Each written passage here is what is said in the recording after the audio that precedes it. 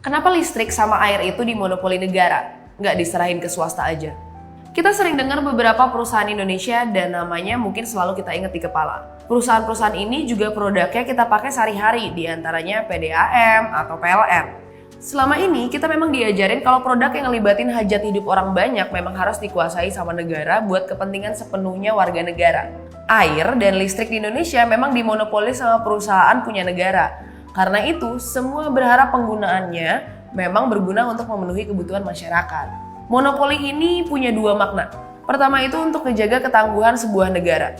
Sebuah negara itu dianggap tangguh atau enggaknya, salah satu ukurannya dari seberapa kuat negara itu bertahan dalam kondisi darurat. Karena itu, dalam peperangan, setiap invasi pasti mengarah ke objek yang strategis seperti air, listrik, media, pintu masuk, dan lain sebagainya. Kalau sebuah negara nggak sanggup mendistribusikan air dan kebutuhan penting lain dalam waktu tertentu, maka kekacauan dan stabilitas sebuah negara sudah pasti terancam.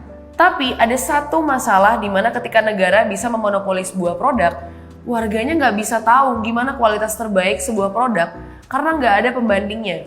Selama ini untuk produk air bersih dan listrik kita sendirilah yang jadi ukuran kelayakannya, apakah kita puas atau enggak. Kalau kita puas berarti produk itu bagus tanpa kita tahu kualitas produk lain. Terus gimana dengan kepuasan atas harga sebuah produk? Dengan diberikannya hak monopoli, maka sepertinya potensi kondisi negara bisa nentuin harga seenaknya mungkin banget terjadi. Karena itulah beberapa kali rakyat banyak yang protes atas harga listrik yang gak wajar. Makna monopoli yang kedua adalah gimana perusahaan yang diberikan wewenang bisa nurunin harga produknya. Menurut ekonom dan ahli hukum Richard Posner, salah satu dasar pemberian monopoli itu adalah untuk menguasai harga di pasar. Karena itu, biasanya perusahaan yang memonopoli dikasih akses semua produksi dari hulu ke hilir.